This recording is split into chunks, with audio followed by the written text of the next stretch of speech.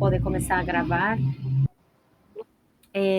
Bom, eu dou início, então, a esse encontro tão especial. Esse encontro é um encontro no marco do Laboratório José Martí sobre leitura, sobre para a infância e a literatura infanto-juvenil da América Latina. Nosso objetivo é pensar e discutir criticamente a literatura e a leitura na nossa América, na América Latina como um todo, então na relação entre o Brasil e os outros países da América Hispânica. Então, nesse encontro é muito especial para a gente estar hoje na presença de Rebeca Murga e Lourenço Lunar, que são dois escritores muito especiais de Cuba, que hoje vêm compartilhar conosco uma série de reflexões sobre a literatura infanto-juvenil cubana. Rebeca e Lourenço, vocês podem começar.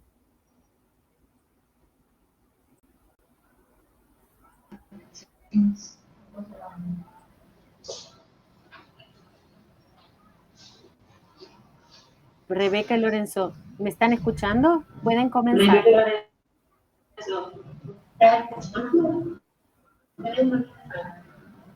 Ok.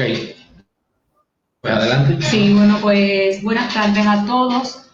Lo primero que se impone es agradecer a todos ustedes la posibilidad de este encuentro y sobre todo porque la idea es hacerle promoción no solo a lo que escribimos nosotros, sino a lo que también escriben otros autores acá desde Cuba. Y por supuesto queremos hacer un agradecimiento especial al Laboratorio José Martí por el trabajo que hacen por los niños y los jóvenes y por la literatura que se escribe para ellos y también por todo el trabajo que buscan desde diversos países para que se conozca lo que para ellos se hace. En nuestro caso, bueno, desde Cuba y como escritores. Nuestra obra, creo que la profesora Alejandra hablaba algo sobre esto, nuestra obra para niños y jóvenes la escribimos a 4 manos. De manera individual, hacemos nuestra obra para adultos, pero siempre pensamos que para los niños y los jóvenes queríamos hacer nuestros libros juntos a 4 manos. Y así ha sido hasta el día de hoy, así fue desde un inicio hasta el día de hoy en que estamos en este encuentro y que buscamos precisamente eso, ese es nuestro objetivo, que conozcan lo que estamos haciendo para los niños y los jóvenes y al menos algunas pinceladas, porque es imposible que podamos hablar de todos los autores que en Cuba escriben para niños y para jóvenes, pero al menos algunas pinceladas de lo que se está haciendo. Y por supuesto, hablar también de lo que nosotros estamos escribiendo para ellos, pero no queremos que pase este momento sin agradecer, profesora Alejandra, Daniele, el trabajo que están haciendo de promoción de la literatura infantil y juvenil. Sí, bueno, yo creo que para seguir debemos partir de lo que es siempre la motivación. Creo que hay una pregunta recurrente, siempre nos preguntan, y se le pregunta a casi todos, ¿no? ¿Por qué escriben literatura para niños, para niñas, para jóvenes, para adolescentes? Creo que es una pregunta que muchos la respondemos de diferentes formas, pero yo creo que hay algo que queda y que está en el fundamento, y es la necesidad de comunicarle a los más jóvenes toda una serie de ideas, de cosas, transmitirle sentimientos, transmitirle toda una educación sentimental que es imprescindible en esa edad. Yo creo que cuando el escritor tiene esa necesidad, pues entonces es que comienza a hacer una obra de este tipo. Con nosotros resulta un poco raro, le puede parecer a algunas personas, porque Rebeca es una escritora, yo soy un escritor que tenemos una obra dirigida hacia el público adulto, pero también una obra que está dentro del género de la literatura negra, dentro de la literatura de crímenes. Y entonces, bueno, ¿cómo pueden desdoblarse de estar escribiendo literatura de crímenes a luego estar escribiendo libros para niños, para adolescentes, para jóvenes? Y y creo que es que están los mismos temas, lo que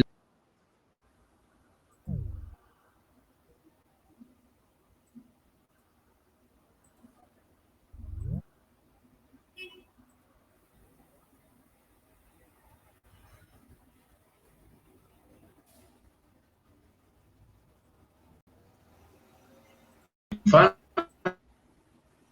y de mi juventud, yo creo que logré ser un lector, digamos, aceptable, adecuado, y para poder convertirme en un escritor, porque de niño leí.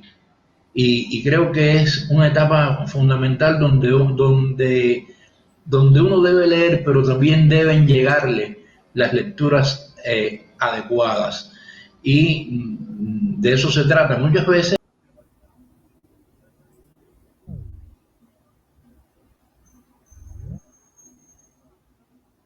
Lorenzo, Rebeca.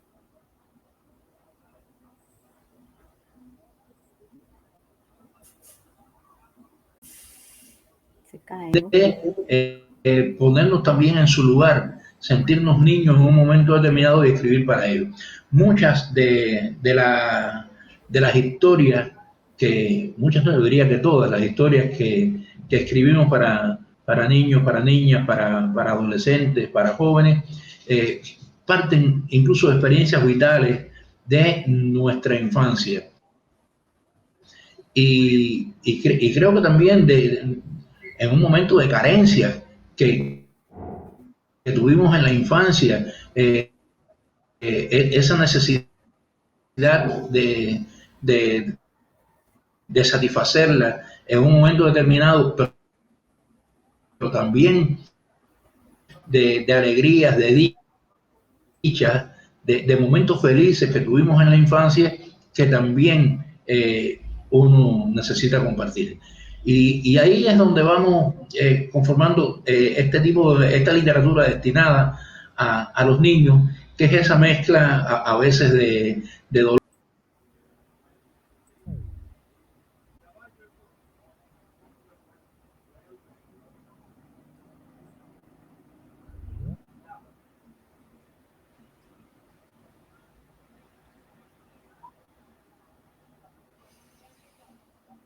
Editor, es quien dirige la colección 21, que es precisamente para niños y para jóvenes, y es el actual vicepresidente del Instituto Cubano del Libro. Enrique nos preguntaba en aquel momento si creíamos en la existencia de una literatura infantil y juvenil o se trataba simplemente de literatura sin apellidos. Él estaba preparando el titula Los que escriben para niños se confiesan, y eran entrevistas a autores que escribimos para ellos. En mi caso, yo contesté que me parecía que en su pregunta había más complemento que diferencia, pues la literatura es la raíz de la cual se deriva todo, ¿no? Literatura erótica, rosa, infantil, y que me parecía mejor hablar de la complicidad que se puede establecer con ese niño, con ese joven lector. Un niño, un joven, una niña que pueden ser en mayor o menor medida creativos, en mayor o menor medida audaces, altos, flacos, bajitos, pero que si algo los une es que se saben parte de un mundo que está regido por las emociones. Entonces, cuando ya vi el libro publicado, que pude leer las otras entrevistas, pude de alguna manera profundizar en aquellas respuestas que le había dado, y me impresionó, por ejemplo, como una escritora como Dora Alonso. Dora Alonso es una maestra para quienes escribimos literatura infantil y juvenil en Cuba, y ella hablaba de que el niño posee una percepción viva, latente a través de la imaginación. Y estaba convencida de que el niño sabía descubrir dónde estaba la belleza, dónde estaba la ternura, dónde estaba la delicadeza, o sea, lo que pudiéramos llamar nosotros, que el niño sabe descubrir cuándo es literatura y cuándo no. Otros autores también dieron su respuesta. Por ejemplo, para Mirta Yáñez, escritora, profesora, ella insiste en que no debe subestimarse al niño porque se ha apropiado de lecturas que no fueron escritas con esa intencionalidad. Y tiene creo que tiene muchísima razón. Esa pregunta se la hicieron también a escritores de mi ciudad que escriben para niños y para jóvenes. Y me gustó mucho la respuesta que dio Luis Cabrera. Luis Cabrera es un autor de la ciudad de Santa Clara que es también un maestro, sobre todo en el tratamiento de temas difíciles. Y Luis Cabrera insistía en lo importante que fue para él su trabajo como psicólogo, porque estuvo muy cerca de los niños, pudo conversar con ellos, escuchar, sobre todo escuchar a esos niños que acudían a él porque de alguna manera habían tenido algún problema, estaban viviendo una situación difícil, y entonces le transmitían a él todo un universo de dudas, de temores, pero también de ilusiones, de las esperanzas que tenían. Y para él eso fue muy importante, sobre todo porque nunca perdió el amor que se necesita para escribir para ellos, no los perdió nunca de vista. Otra escritora, como en el caso de Mildred Hernández, una escritora muy activa, sus libros se leen mucho acá en Cuba, ella coincide con Mirta Yáñez en que no debe subestimarse al niño y que a la hora de fomentar hábitos de lectura, bueno, pues no debemos comenzar entonces proponiendo Ulises, pero cómo disfruta un adulto con un cuento de Andersen.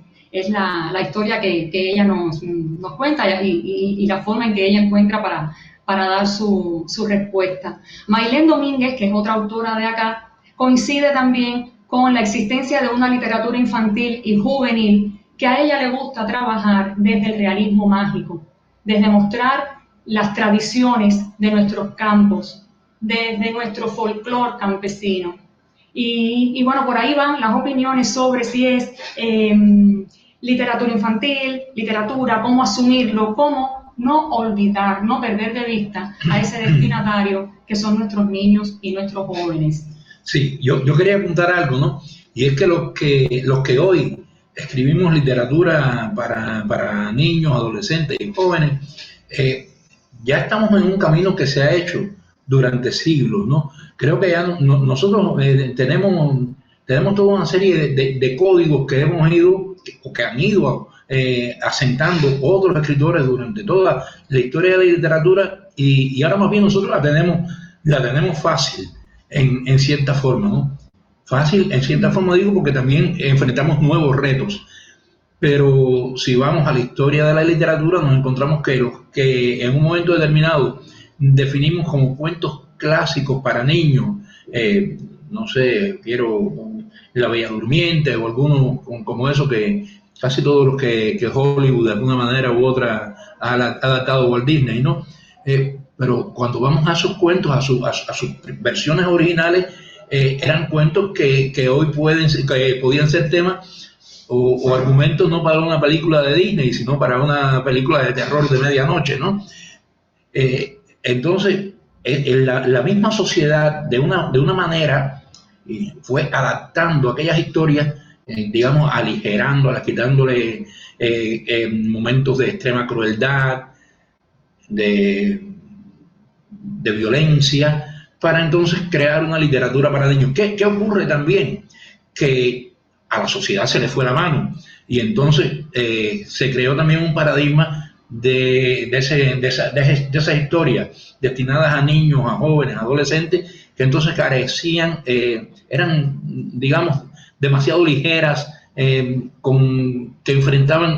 que huían de las temáticas difíciles. Entonces ya no se hablaba de la muerte, ya no se hablaba de toda una serie de conflictos importantes que los niños sí lo reciben y los enfrentan en su vida. Entonces creo que ese camino que nos prepararon, que nos dieron toda una serie de códigos, de esquemas para asumirlo, ahora nos toca otro reto, que es tratar también de seguirlo transformando, ¿no?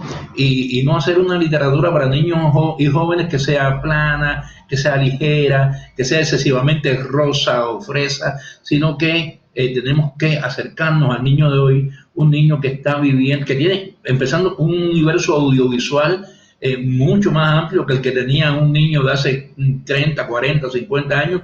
El niño de hoy ve muchas cosas, el niño de hoy se enfrenta muchas veces por irresponsabilidad de los mayores también, pero se enfrenta a las redes sociales, las descubre, entra en ellas y entonces hay otra vida que esos niños están enfrentando, que ya no es la lucha de un héroe contra un dragón de 7 cabezas. Yo creo que son otros los héroes, son otros los paradigmas, y también son otros los peligros, son otros los enemigos que tiene que enfrentar ese héroe, y que son los que le interesan al niño de hoy, a ese para el cual estamos escribiendo también. Sí, precisamente para buscando huir de lo estancado, de lo pobre, fue que nos propusimos escribir nuestro primer libro para niños y jóvenes. Hay algo que no dije, hemos escrito nuestros libros a 4 manos, menos uno. Lorenzo había escrito La Niña de Cristal, fue su primer libro, pero de todas maneras yo le ayudé con la revisión. Como tanto que no es de ese no vamos a hablar hoy, vamos a hablar de lo que hemos escrito juntos. Ahora, el primero que escribimos juntos se titula Olor a Canela y trata precisamente... Un pequeño librito, es solamente un relato. Sí, es un relato. Por aquí empezamos. Trata el tema de la muerte, la manera en que los adultos la reciben y los niños la asimilan. Olor a Canela fue publicado por la editorial Gente Nueva, que es quien publica acá, o sea, la principal para publicar acá obras para niños, y cuenta la historia de un pueblo en el que lentamente, muy lentamente, comienzan a desaparecer las abuelas. Se escucha, primero, bueno, desaparecen los sillones de mimbre. Se escucha perfecto, ¿eh? Se escucha perfecto. Muy bien, muy bien. Pues en esta historia comienzan a desaparecer los sillones de mimbre, las agujas de tejer, los cojines, los espejuelos montados al aire, y desaparecen las abuelas. De pronto, la flor del 10 del día a las 10 de la mañana no quiere abrir. Por la noche, el galán de noche no despide su olor. Y es que es un pueblo muy, muy, muy triste. Los niños lloran. Pero poco a poco ese llanto va pasando, ellos crecen y entonces son otras las inquietudes. Los niños comienzan a pensar, los jóvenes comienzan a pensar en qué van a estudiar y, por ejemplo, hay uno que quiere ser pelotero, quiere estudiar deporte, quiere ser pelotero, quiere representar a Cuba, ganar importantes juegos para su país, no solo él, sino como parte de un equipo de béisbol. Hay otros que quieren ser doctores para salvar vidas humanas, lo mismo en Cuba que por el mundo, pero poder salvar vidas humanas. Ahora hasta pudiéramos decir para inventar vacunas que puedan eliminar una pandemia, ¿no? Hay otros que quieren ser geógrafos para poder entender el cambio climático, por qué tantas inundaciones, por qué tanta sequía, por qué tanta contaminación, a qué se debe. Y hay una niña que quiere ser psicóloga porque precisamente quiere entender qué fue lo que pasó con su mamá una vez que ocurrió el divorcio y quiere a la misma vez poder curar esa tristeza que tiene su madre desde que ocurrió el divorcio. Entonces ellos van pensando en qué van a estudiar, en qué quieren hacer y otros son sus intereses. Pero entonces el pueblo sigue triste. No hay abuelas y no hay niños hasta un día en que se vuelve a escuchar el llanto de un niño, vuelve otra vez a aparecer en los cordeles los pañales al sol, vuelven otra vez las nanas que se habían perdido en el pueblo y sobre todo de las casas comienza a brotar el inconfundible olor del arroz con leche, que además tiene canela, y que nadie sabe hacer como la abuela. Y entonces regresa al pueblo el olor a canela y regresa entonces la alegría, porque otra vez regresa la esperanza y regresa la vida. Eso es más o menos de lo que trata nuestro primer relato, ¿no? Olor a canela. No sé si quieres hablar sobre misterios de 6 a 12. Sí, sí. Bueno, creo que toca porque para nosotros comenzar a escribir literatura para niños, jóvenes y adolescentes fue de verdad un descubrimiento, una dicha nueva en nuestra casa, en nuestra creación. En nuestra casa es un taller de creación literaria, ¿no?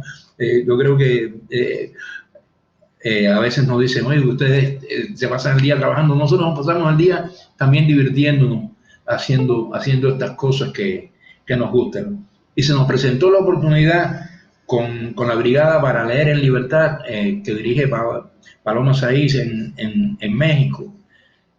Ellos vieron este libro y otros planes que teníamos ya, que son los otros libros de los cuales les hablaremos, y nos pidieron que les preparáramos una selección de cuentos de autores latinoamericanos.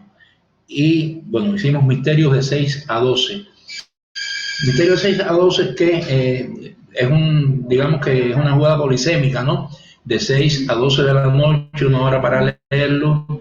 Es un cuento de supuestos misterios, pero también van jugando desde la edad de 6 años a 12 años, o sea que es un libro que comienza con un cuento apropiado para un niño de 6 años y termina ya con un libro para un adolescente, un niño que está entrando a la adolescencia con sus 12 años. Este libro para nosotros fue muy importante porque nos permitió acercarnos. Eran escritores que conocíamos, sabíamos de su obra, pero seleccionar sus cuentos y irlo, no sé, componiendo el libro, ¿no? Fue para nosotros también que se nos abrieran los horizontes de este tipo de literatura, con autores como Evelio Rosero, un escritor colombiano que es importantísimo, Eduardo Agustín, un escritor argentino que también es un excelente escritor, o sea que... Franco Baccarini también estaba, o sea, son...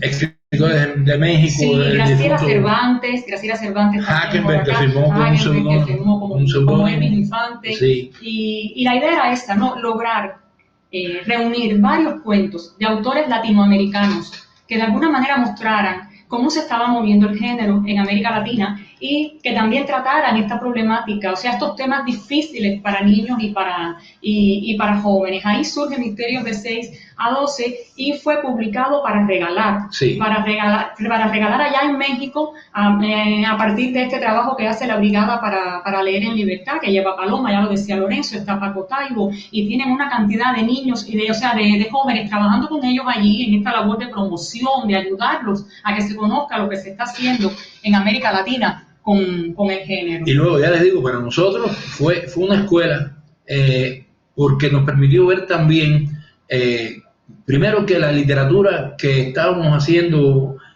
para esas edades en Cuba, pues no estaba en un camino tan diferente, ¿no? Pero también nos permitió ver otros matices, otros riesgos que estaban asumiendo escritores contemporáneos con nosotros, escribiendo para niños de esas edades. Yo creo que descubrir a estos autores y preparar Misterios de 6 a 12 fue un primer paso para algo de lo cual después le vamos a hablar, que fue cuando descubrimos la colección 21, una colección de la cual vamos a seguir conversando. Sí, yo creo que se impone o sea, recordar una de las preguntas que también nos han hecho, ¿no? Y en este caso es, ¿qué creemos de la infancia?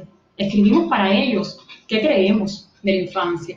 Y recuerdo que cuando Enrique Pérez Díaz, que fue uno de los que hizo esta pregunta, cuando Enrique Pérez Díaz preguntó ¿qué creemos de la infancia?, le respondí que era una etapa compleja que sí precisa de un aprendizaje muy rápido, se nos va muy rápido. Y entonces, por una parte, es la etapa del romance con la vida, la etapa en el que tienes la suerte, entre comillas, un día de enfermarte de papera, varicela, conjuntivitis, piojos, no sé, te enfermas y ese día no vas a la escuela. Y entonces ese es el día en que mamá, papá, abuelitos están pendientes de ti, cocinan para ti, juegan contigo, te leen libros. O sea que estás enfermo, pero a la misma vez estás disfrutando de la dicha de estar con tu familia.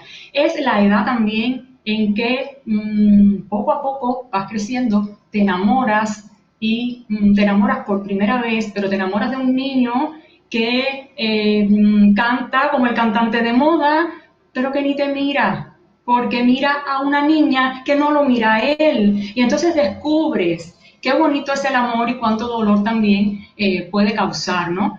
Por una parte, eso pudiera ser la infancia, pero sabemos que estamos atravesados por la violencia, por la pobreza, y no todo es tan sencillo.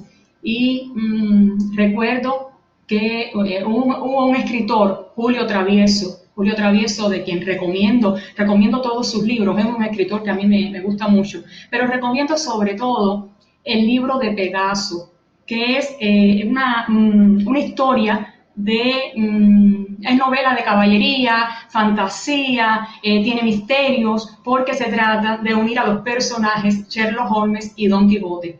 Pero bueno, este autor, Julio Travieso, en aquel momento respondía que la infancia puede ser maravillosa o espantosa. No hay problemas cuando la infancia es maravillosa, pero él dice, cuando fue espantosa, preferiríamos haber nacido adultos. Entonces, ya ven qué amplia puede ser, ¿no?, esta respuesta. Lorenzo en aquel momento también dio su opinión sobre lo que para él era la infancia, ¿no? Sí, es que yo pienso que la infancia es la aventura más grande que tiene el hombre en su historia personal. En la infancia se define todo, y es en la infancia donde la persona tiene que lidiar con los conflictos mayores. Muchas veces pensamos, cuando somos adultos y tenemos cualquier problema, nos agobiamos, y a veces yo lo que hago es mirar a cuando yo era niño, porque cuando eres niño el mundo es mucho más grande y los problemas lucen inmensos enfrente de tu pequeñez. Pero también la infancia es ese momento en que uno es el momento de la virginidad ante todo, es el momento en que todo lo que tú descubres te va a marcar, y por eso digo que es la aventura más grande que puede tener cada persona. En la infancia es la edad de los sueños, es la edad de soñar con todo y de ver el mundo que tú quieres hacer. Por eso yo repito siempre, cuando estoy escribiendo, o cuando estamos planificando escribir algo para niños, yo siempre me remito a mi propia infancia y trato de ver cómo yo veía esos fenómenos cuando era niño. Claro, de eso hace un poco de tiempo y tengo que pensar que el niño de ahora no lo ve igual que yo, pero creo que en esencia, esa esencia humana ante el fenómeno sí no cambia.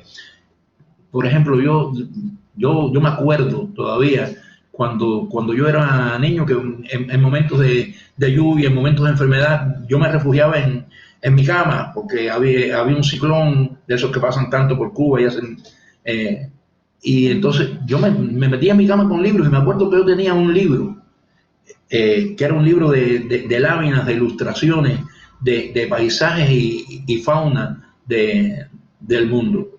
Y yo hacía mis viajes.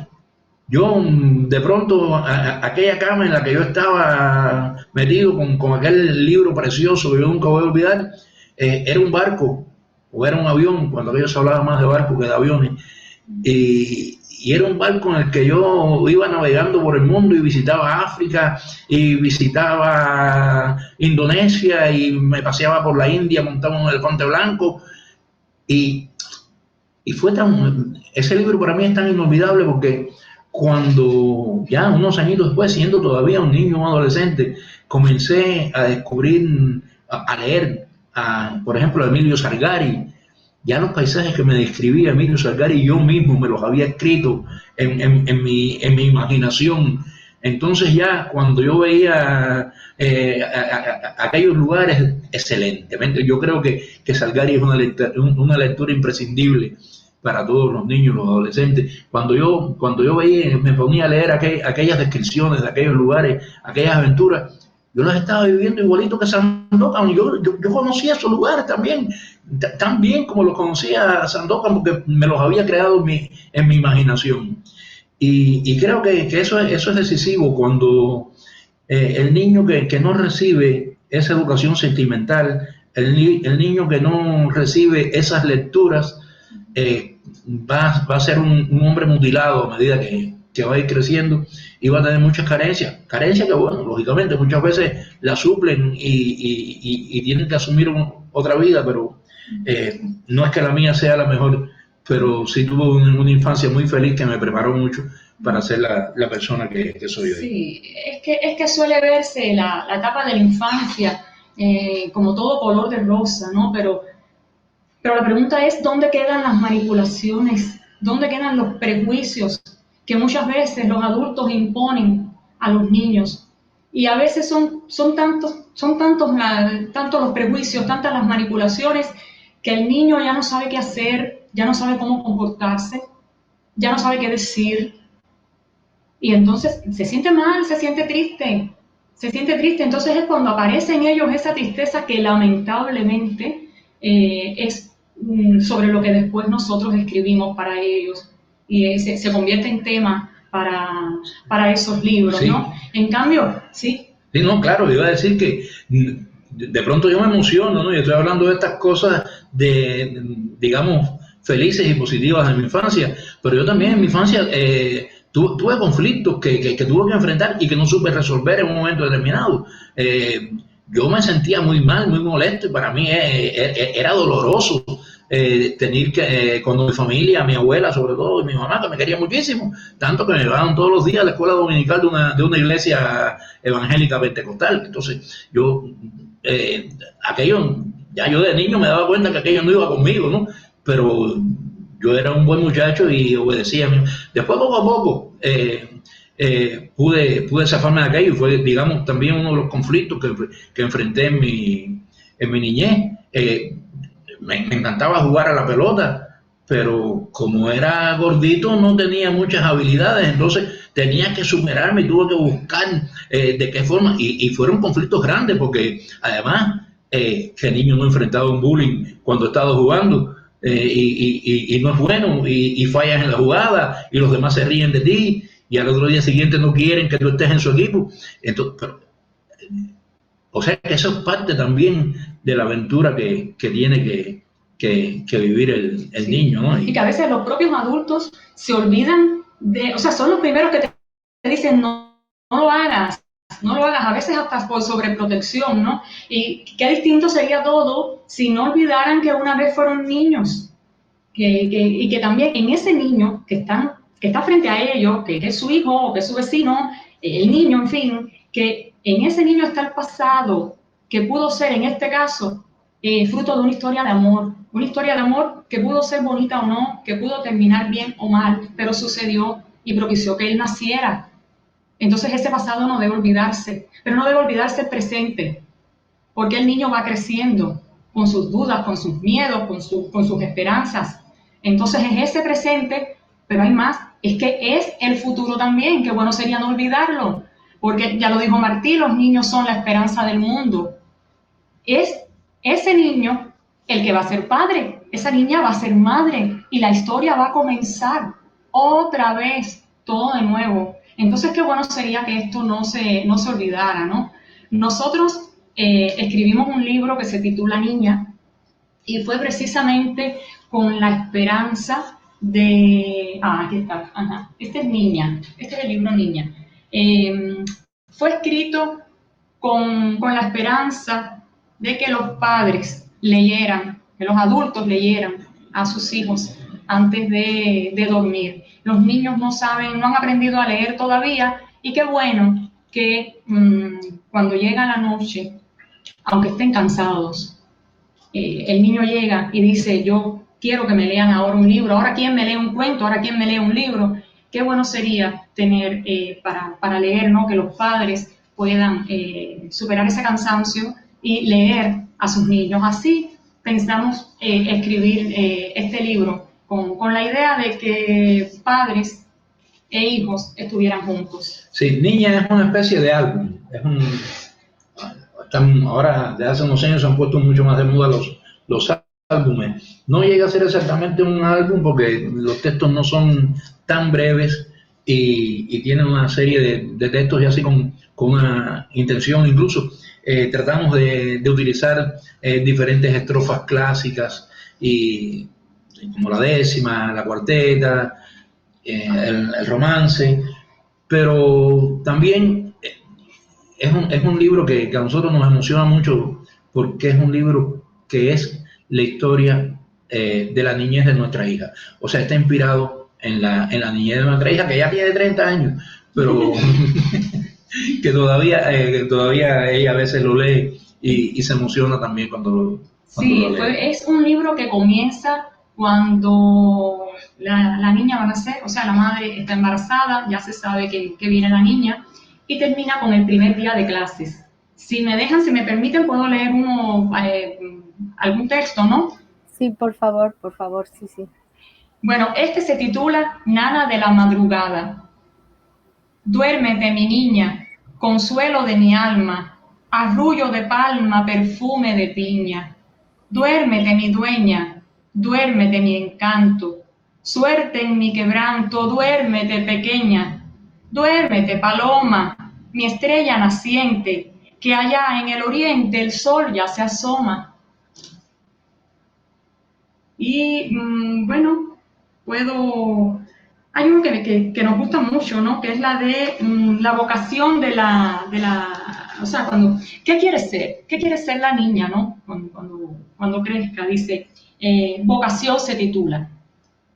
Profesora quiero ser, enfermera, bailarina, poeta como Alfonsina, raros vestidos coser, motociclista, chofer, tocar el violín, preciosa, puede ser solo una cosa a la vez, niña, paciencia, ingeniera, estudiar ciencias, yo quiero ser aeromoza. Y bueno, así está compuesto por cuentos breves, algún que otro poema, pero insistimos, fue escrito sobre todo para que puedan los padres, los adultos, leer a sus niños, aun cuando estos no hayan aprendido a leer y a escribir todavía. Pero bueno, ¿qué sucede si los padres no leen a sus hijos por múltiples razones? ¿Qué sucede cuando no leen a sus hijos? Y cuando, por ejemplo, prefieren que los niños estén frente a la computadora, horas frente a la computadora, para ellos poder hacer las labores de la casa o las cosas del trabajo, en fin. Y es algo que realmente sabemos, ¿no? Que el soporte ha cambiado, el soporte, ¿no? para la lectura ha cambiado. Hay quien prefiere leer digital, hay quien prefiere leer libros en papel, hay quien prefiere utilizar la tecnología para buscar información siempre que sea de fuentes confiables. O sea, no estamos en contra de la tecnología. Lo que digo es que cuando la atención se va hacia otro lugar y se va quedando el libro en segundo plano. El desafío para el escritor sigue siendo el mismo, y es escribir historias interesantes, historias que atrapen, historias que conmuevan, personajes vivos que el niño, que el joven pueda sentir, ambientes que de verdad sienta como suyos, y propiciar en este sentido el hábito por la lectura. No es solo para el escritor el desafío, es también para la escuela. Por ejemplo, recuerdo una anécdota de de Sindo Pacheco, del escritor Gumersindo Pacheco, que él ha contado en otras ocasiones que, y en este libro de Enrique Pérez Díaz también está, que él tuvo un maestro que iba 30 kilómetros a caballo desde Santi Espíritu, que está en el centro de la isla, hasta un lugar que se llama Monte Oscuro, que es el pueblito donde vivía, que era donde él vivía. Y este hombre, como Quijote, iba a enseñarles a leer, a buscar por cualquier vía que les gustara la lectura. Y fue por él que conoció a Gumersindo Pacheco, o escuchó hablar de Tom Sawyer, de Huck Finn, y que son personajes que le han acompañado siempre. Y es así, cuando usted lee la obra de Gumersindo Pacheco, la que escribe para niños y para jóvenes, es fabulosa, ve la influencia de Mark Twain. Y entonces ahí está el desafío, y cómo este hombre vencía cualquier obstáculo para llegar a la escuela, una escuelita en el campo, donde estaban los guajiros brutos, como les llama Gume, aquellos guajiros brutos que eran ellos, que apenas sabían leer y escribir, y cómo este hombre logró que ellos aprendieran a leer y escribir, que les gustara leer y escribir, y más, que Gume hoy es escritor, y él le agradece a ese maestro de su infancia. Sí, y yo creo que hay una cosa que es importantísima. Mira, ya tenemos cerca de 40 minutos de conexión, no sabemos si en el minuto 45 se termine, pero ya sabemos cómo. De todas formas, yo quería tocar esto que dice Rebeca, porque hay una cosa muy importante, y yo creo que en Cuba tenemos el privilegio de tener maestros como ese que menciona Gumersindo, pero también tenemos el privilegio de que ese no sea la excepción, de que de cualquier manera siempre ha llegado desde hace muchos años a los lugares más recónditos. Yo creo que llegue un maestro a caballo a un lugar que se llame Monte Oscuro. Yo creo que eso es una metáfora de lo que es también la educación en este país, que creo que es algo muy importante. Un país donde en el año 1961 se erradicó el analfabetismo. Un país donde durante mucho tiempo, aunque hemos tenido momentos muy difíciles, incluso con la edición, la publicación y la producción de libros, pero donde de cualquier manera nunca han faltado los libros en las escuelas, donde quizás el gran problema que tenemos en estos momentos es que no se le está dando el uso adecuado a las excelentes bibliotecas escolares que tenemos en casi todas las escuelas, porque quizás también tengamos que trabajar formando maestros como aquel que iba a caballo a Monte Oscuro, o como los que tuve yo, que me enseñaron que la biblioteca de mi escuela se llamaba Edad de Oro, así como la revista de Martí. Y esos maestros de mi escuela, la Edad de Oro, me enseñaron que el lugar más importante de la escuela era la biblioteca. Y yo iba a la biblioteca con el mismo fervor con que me iba a las áreas deportivas, porque sabía que en la biblioteca yo iba a encontrar cosas muy importantes. Y creo que eso es algo muy, muy bueno que tenemos en este país. A veces no sabemos el tesoro que es tener un país completamente alfabetizado, y por eso quizás muchos desdeñen ese regalo que les ha dado la vida, saber leer y saber escribir, y a veces no lo aprovechan, pero creo que está ahí. Creo que Rebeca dice en la escuela, creo que en la casa también. Si yo hubiera tenido a mi tío Samuel, quizás no me hubieran llegado los primeros libros que me llegaron. Y además de mi tío Samuel, yo tenía un vecino que era un negro jugador de béisbol, albañil. Yo vivía en un barrio muy humilde, y ese hombre puso en mis manos también. A mí me gusta, yo creo que a todos los muchachos les gustan los libros con ilustraciones, pero él me puso en las manos un libro de álgebra. Bueno, en Cuba es muy famosa, creo que en toda la lengua española, los libros de álgebra y de aritmética de Baldor. que son unos libros muy profusamente ilustrados, son unos libros que traen mucha información, y eran libros bellos. Y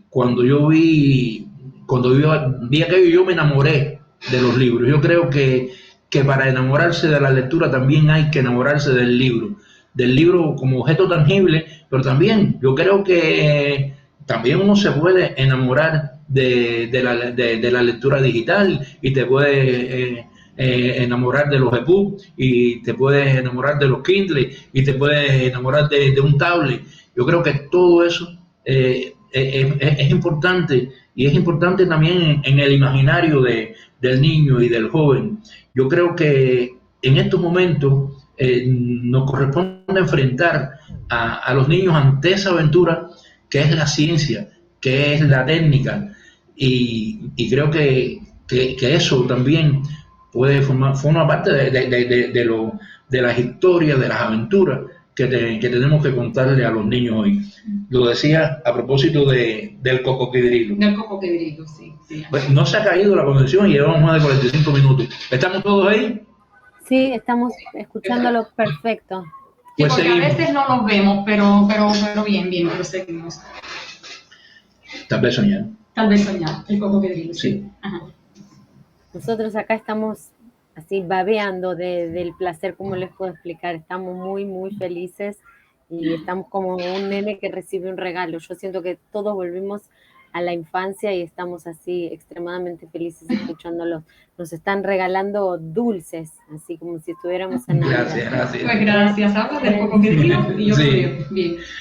Bueno, este relato está basado en una historia de mi infancia.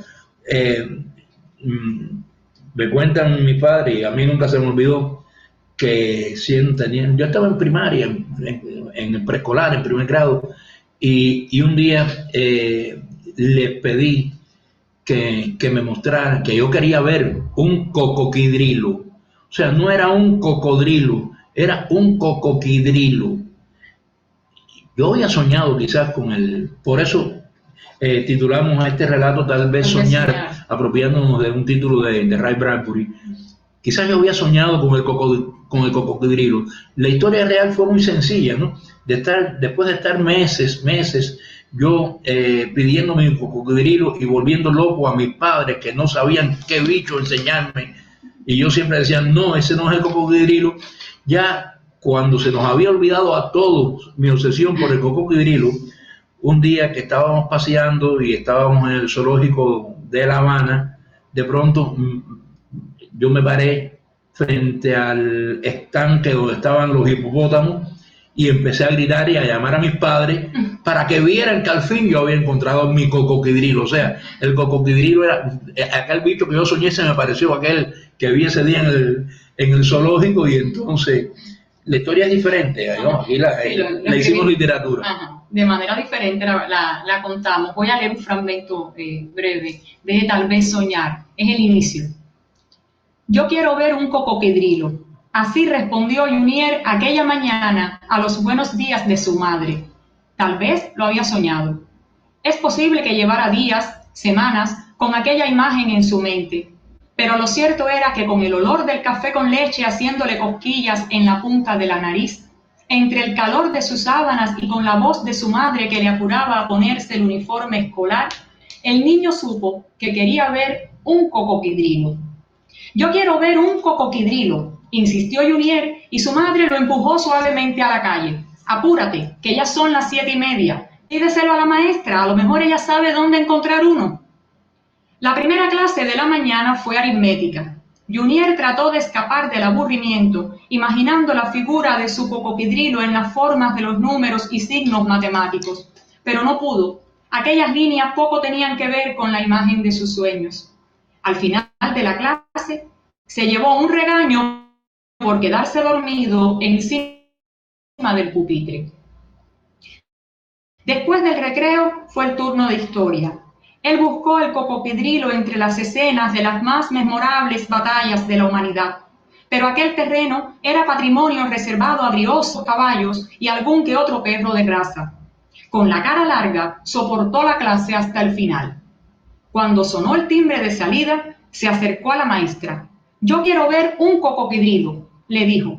La joven maestra sonrió condescendiente y después de advertirle a Junier que debía mejorar su dicción, buscó una carpeta llena de fotos y dibujos de animales que puso encima de su mesa de trabajo ante la vista del niño.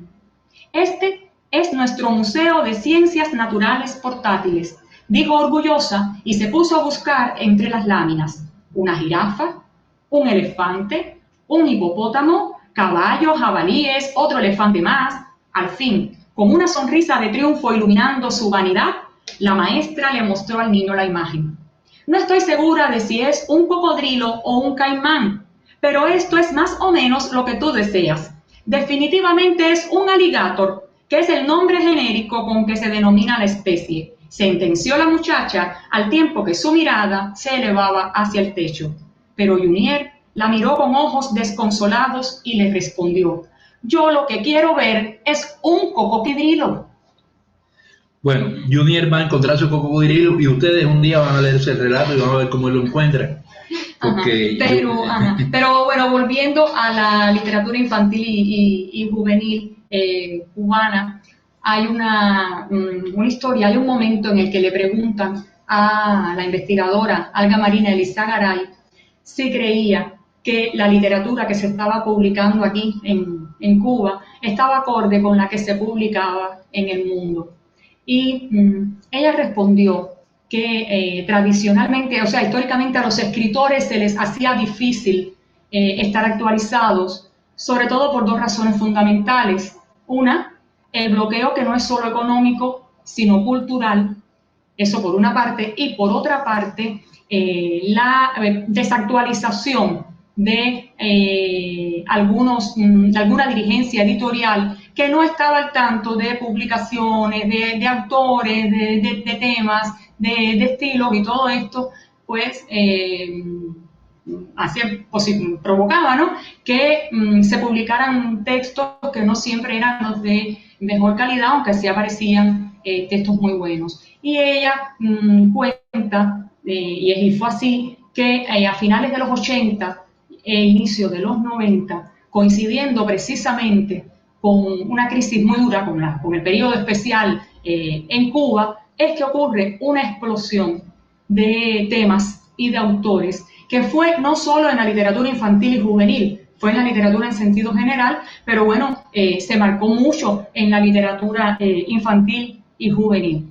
Y es precisamente en ese momento donde aparecen libros que por supuesto recomiendo, libros como Pedrín, de Luis Cabrera Delgado, ya habíamos hablado de él, un maestro en el tratamiento de temas muy, muy difíciles.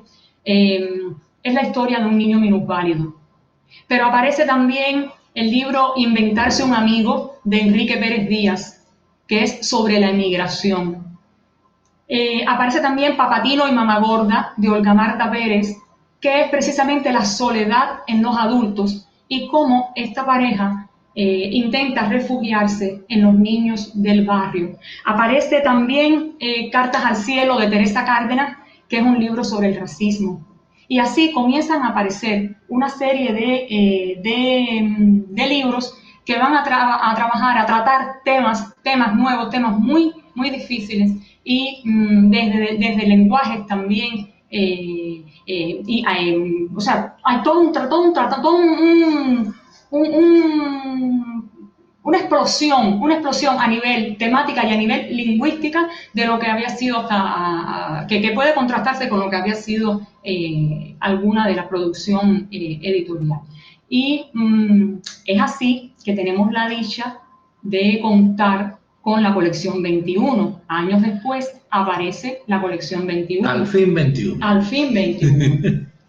Entonces, en el caso de 21, bueno, lo dicen, ¿no?, en los propios lemas, que es una colección que apuesta por temas nuevos, por mostrar autores y lo que están haciendo en cuestión de literatura infantil y juvenil hoy en Cuba. Sí. Los dos primeros títulos de 21, que publica 21, son El Cuervo dijo nunca más, de Carlos Frabetti. Miren que no son autores cubanos. El Cuervo dijo nunca más, de Carlos Frabetti, y La increíble historia de Lavinia, de Bianca Pizzorno. En el caso del Cuervo dijo nunca más, es la historia de una muchacha que conoce el amor en el momento en que tiene un accidente. Se recupera del accidente y es toda una historia de sentimientos encontrados, ¿no? Contradicciones, o sea, hay droga también, o sea, son todo un universo muy complejo, que es el que está atravesando el propio personaje. Y en el caso de La increíble historia de Lavinia, es una niña pobre y sola que tiene la posibilidad de contar con un anillo que le permite cambiar lo que no le gusta del mundo, un anillo que tiene poderes escatológicos y que actúa sobre personas y cosas. Sí, yo quería apuntar para que tú sigas también, porque yo sé que tú te entusiasmas mucho con 21, ¿no? Pero yo quiero decir que esta es una colección, yo creo que es única quizás en Latinoamérica, y es una pena que sea una colección que está limitada a Cuba por cuestión de los derechos de autor, porque Enrique Pérez Díaz, que es un gran gestor editorial, además de ser un gran escritor, tuvo la posibilidad de conocer a estos autores que él fue convocando para la colección 21, y nos regaló a los cubanos, no solo a los lectores, sino a los lectores, a los escritores y a los lectores, a los niños, a los jóvenes, sobre todo. Es una colección destinada a los jóvenes, pero que también los adultos lo disfrutamos mucho. Nos regaló esta colección que es muy plural en cuanto a temáticas, en cuanto a asuntos que trata, pero también en cuanto a orígenes, nacionalidades, maneras de ver la vida de los propios autores. Todos son autores clásicos. Enrique Pérez Díaz, quizás ustedes lo conozcan, pero si no, bueno, quiero decirles que incluso ha sido un hombre que ha participado como jurado de los premios Andersen. Hace unos años, hace 4 o 5 años, estuvo jurado para los premios Andersen. Y es un profundo conocedor de la literatura destinada a los niños y los jóvenes contemporánea. Y por eso es que ha podido encontrar también, relacionarse con estos escritores, convocarlos, y todos han respondido positivamente, y tenemos una colección de lujo que, bueno, podrán tenerla si vienen a Cuba. No se puede vender en el extranjero por esta misma cuestión de los derechos. Sí, en el papel. Ha publicado también autores de Brasil, por ejemplo, Entre la espada y la rosa, de Marina Colasanti. Sí, que eran aquellos cuentos, o sea, cuentos de libertad, de autodeterminación. De Fray Beto publicó El hombre que podía casi todo, que trata el tema de la droga en América Latina. De Ligia Bojunga, de los 21, que es una selección de sus textos de los años 80 hasta la fecha.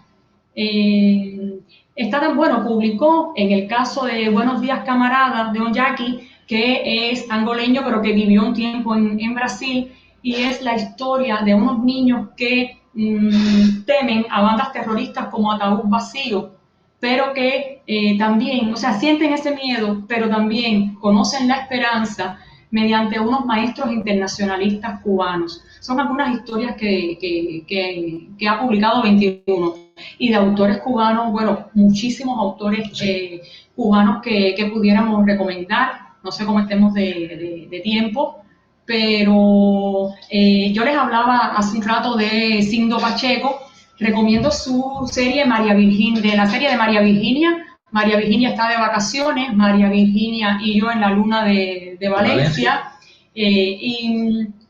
El beso de Susana Bustamante también se publicó, y es la historia de María Virginia, que va a la playa y su enamorado, Ricardo Armas, salteador, quiere escribirle una carta, pero no sabe, y decide ir a buscarla. Y entonces, como lo mejor es ir a buscarla, él vive increíbles aventuras atravesando toda la isla de Cuba para poder llegar a a La Habana es la isla de Cuba en los años 70. Sí. O sea, es la historia de aventuras, pero hay otros temas también. Por ejemplo, estoy pensando en el tratamiento de la angustia y de la esperanza en los libros de un autor como Otilio Carvajal. 21 publicó su libro, El libro más triste del mundo, se titula así, y es la historia de un niño que tuvo un accidente, o sea, se le cae a un adulto y es todo lo que vive esa familia a partir de ese momento. Y también está, bueno, el tratamiento del tema de la salida hacia Miami y todas las contradicciones familiares que se generan. Los cuernos de la luna, de Junier Riquenes, es el mundo de la adolescencia y la soledad. Hay un autor que publicó 21, Joel Frank Rosell, es su nombre, publicó Tico y su abuela misteriosa, que entonces es sobre la inseguridad, sobre la timidez de este niño, pero que cuenta con una abuela que vive en un lugar donde la palabra imposible no existe. Aunque si tuviera que recomendar un libro de Joel Frank Rosell, recomiendo La leyenda de Taita Ozongo, el tratamiento de la raza del folclore. Es un libro maravilloso. Y bueno, es que son tantos autores. Mónica Caída del cielo, de Boris Meza, que es también la alegría de vivir, las pequeñas cosas que te alegran la vida mediante esta niña con un tremendo sentido del humor, y que a la vez conoce escritores, conoce gente de la cultura, y bueno, muy divertidas son muy divertidas las historias de esta niña. Es raro ser niña, de Mildred Hernández, que también hablaba de ella. Es raro ser niña. Este es un libro, como dicen en la nota de contracubierta, tiene más preguntas que respuestas, ¿no? Pero es la heroína de toda la historia. Hay muchos autores. Yo realmente pudiéramos estar hablando aquí de tantos, pero bueno, por una cuestión de tiempo. Nosotros también estamos en 21. Vamos a hablar entonces de nuestros libros en 21, pero sí es algo que recomendamos la colección. Bueno, mira, este fue el primer libro que publicamos en 21, se titula Y comieron perdices. Nos preguntaban, bueno, 21 no se puede adquirir tampoco de forma online como libro electrónico, pero bueno, Y comieron perdices, del cual vamos a hablar ahora, es un libro que tiene ediciones ahora mismo, se está comercializando por la editorial Edinum de Ecuador, que es fácil de encontrar. Si buscan la editorial en Google, pues ahí van a tener el libro, que lo pueden comprar como libro electrónico. Y Comieron perdices fue nuestra primera aventura con 21 y es un libro de cuentos. Son versiones que hicimos de cuentos clásicos, pero que los convertimos en cuentos policiales para jóvenes. Pues, por ejemplo, la que en Cuba conocemos como cucarachita martina, creo que en Argentina es una mariposa, que es la que se encuentra la monedita cuando está limpiando, que se casa con el ratón Pérez.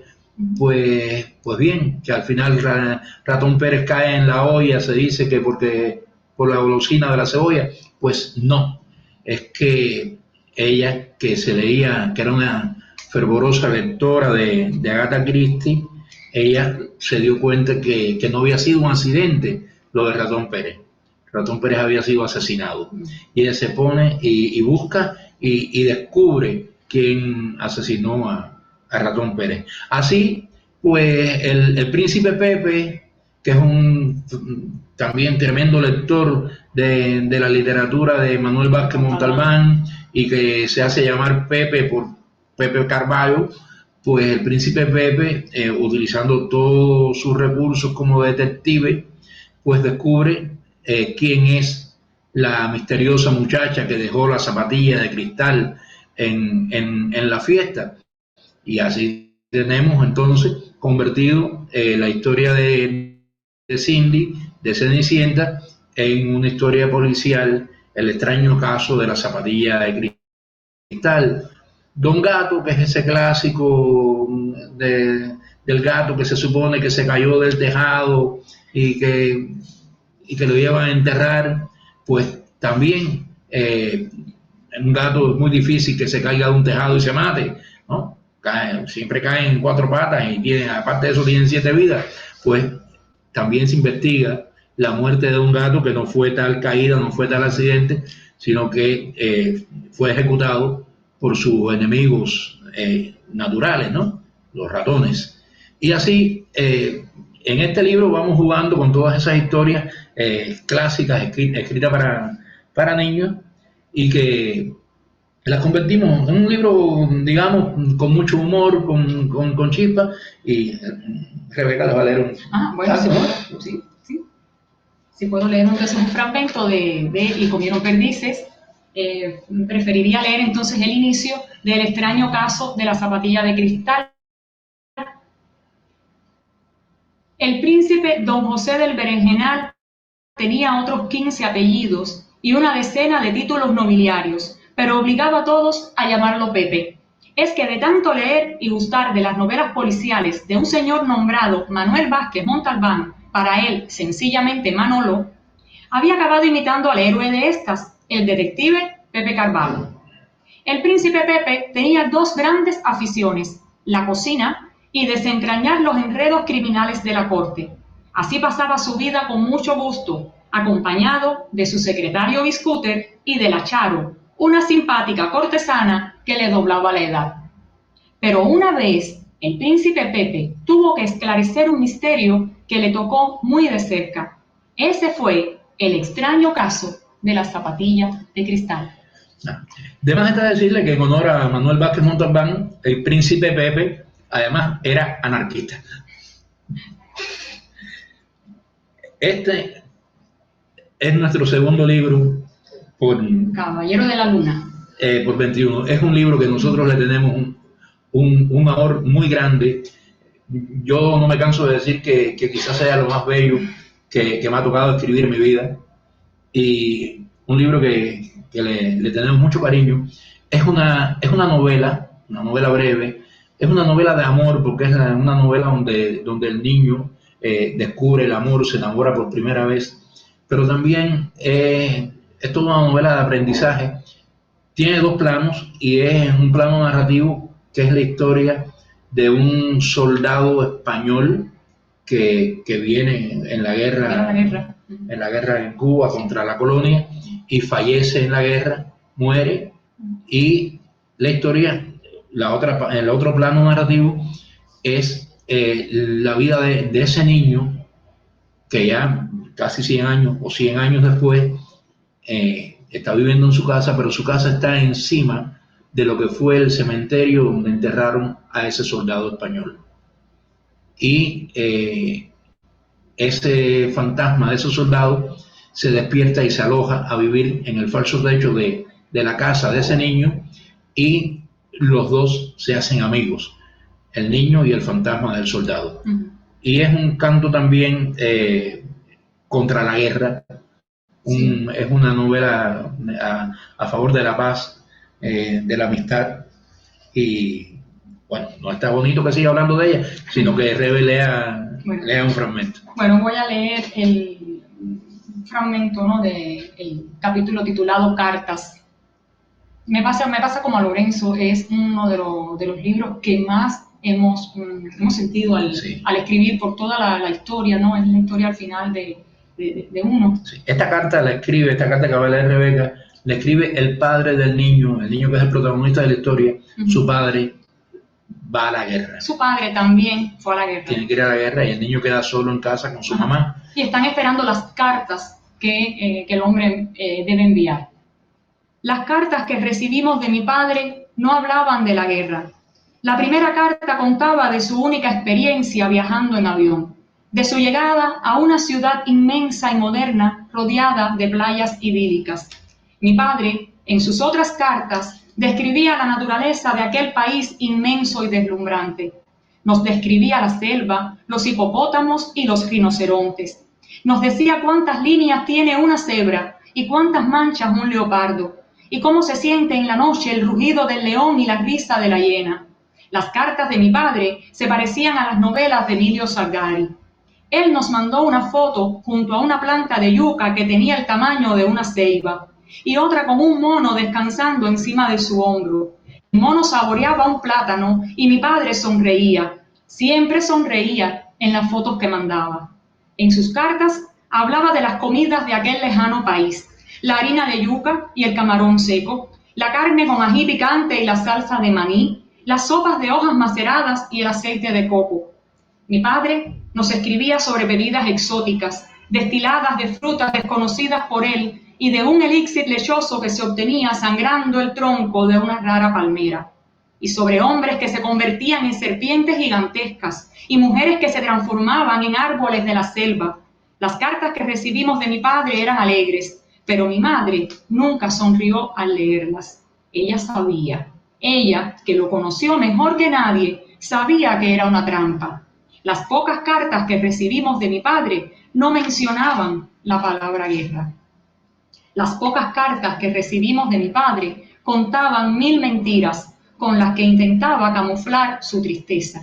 Las pocas cartas que mi padre nos pudo escribir. Y ahora este es el fragmento del fantasma. Que es la carta de amor que le escribe a Altagracia. Ese fantasma a su amada que todavía está en Galicia, o él la sueña en Galicia. Si un día no recibes mis cartas, Altagracia mía, no pienses que te he olvidado. Es que los carteros son perezosos. Es que las palomas han perdido el rumbo. Es que no tengo lápiz o papel. Es que no tengo brazos o fuerzas para escribirte. Si un día dejas de recibir mis cartas, no pienses que te he dejado de amar, lucero de mis noches. Es que no tengo aliento. Es que ya inerte solo eso. Si pasa el tiempo y no te escribo, amor de mis amores, no te impacientes. El tiempo es nuestro. Nos queda el tiempo, todo el tiempo. Si pasan los años y no recibes una letra mía, Altagracia adorada, no creas que estoy muerto. No, mientras tú esperes mis cartas. Bueno, ese es El Caballero de la Luna. Y el último libro que publicamos en 21, o sea, el último hasta el momento, es Una casa con jardín. Elenita es una niña pobre cubana. ¿Sí? Es un libro que va a los contrastes que existen en la sociedad cubana. Elenita es una niña que ella y su madre, después que su padre dejó a su mamá, porque su mamá tuvo un accidente con la cocina y se quemó y dejó de ser linda, después que el padre de Elenita dejó a la madre y a ella solas, no tenían casa donde vivir y encontraron un tanque de hormigón que nunca fue elevado al lugar donde lo iban a poner y que fue olvidado en el medio de un suburbio de la ciudad donde ellas vivían, y ahí en ese tanque decidieron vivir, incluso decidieron ser felices. Hicieron su casa con jardín. Su casa con jardín, así es. Entonces, sí, leo un fragmento de esta historia que tiene tanto que ver con el amor que una niña puede dar a la madre una vez que la madre se siente víctima de todo lo que le ha sucedido, y esta niña, heroína, hace todo lo posible por salvar a su madre, por sacarla de esa tristeza y salir adelante. La historia de Elenita, el personaje, es esta.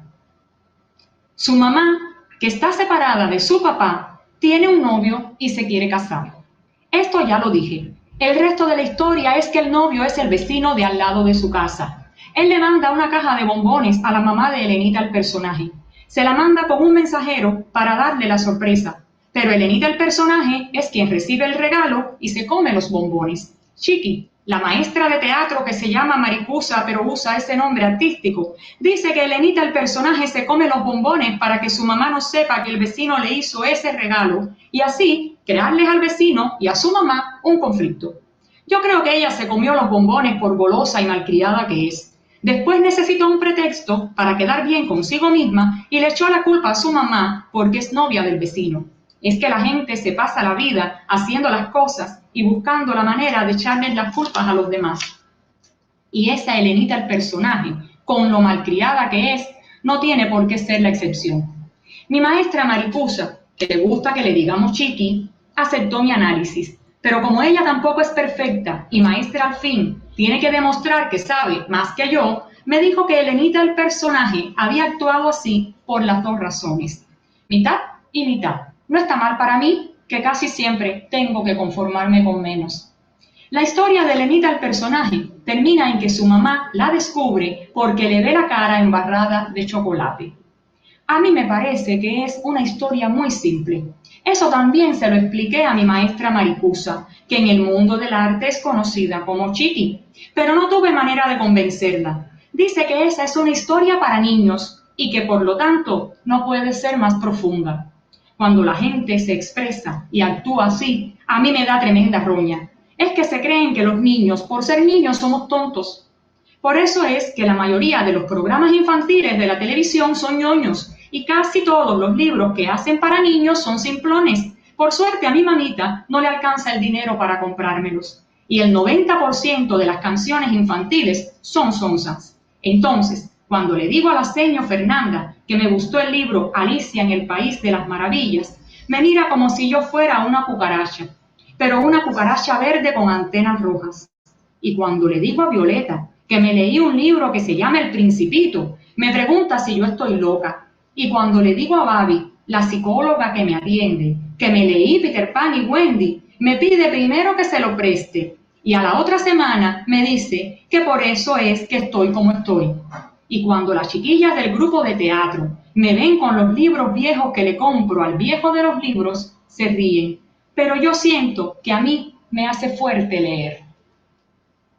Como ven, Elenita es una niña que la vida la ha llevado a pensar casi como una adulta, pero no exactamente como una adulta.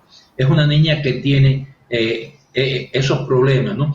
En este caso, ahí ella está hablando de una especie de alter ego que es Elenita el personaje, porque ella logró entrar a un grupo de teatro, aunque su mamá no tenía refrescos y regalos que darle a los que le hicieron la prueba, pero ella se impuso porque ella es muy buena actriz y logró entrar a ese grupo de teatro y luego tiene que enfrentarse también con todas esas cuestiones estéticas que no van con una niña que en definitiva se ha criado con otra perspectiva, una niña que de hecho su mamá no le puede comprar los libros para niños porque los libros para niños son más caros y entonces ella compra libros viejos de a peso y en el libro veremos cuando lo verán cuando se lo lean que de pronto ella compró porque le costaba $1 una selección del teatro escandinavo y ella hace un análisis de Casa de Muñecas de Ibsen que es muy simpático, ¿no?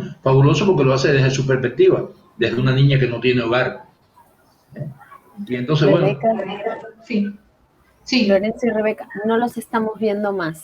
Quería decirles qué les parece si salimos y volvemos a entrar en el mismo link. Sí. Y ahí podemos hacer la sesión de preguntas. Muy bien. Que la gente se tenga que ir en un ratito. Bárbaro. Sí, muy bien. Entonces salgamos y volvamos a entrar y hacemos la sesión de preguntas. ¿Qué les parece? Pero sí escucharon lo último, ¿no? Sí, se escuchó todo. ¿Sí? Solo que ahora ya no se ve. Perfecto. Vamos a llamar a Marvin. Vamos a llamar al técnico, sí. Ya. Besito. Nada, a modo de conclusión es recomendar... No, pero pueden concluir tranquilos. Nada más no quiero que perder la posibilidad de hacerles preguntas también y comentarles cosas.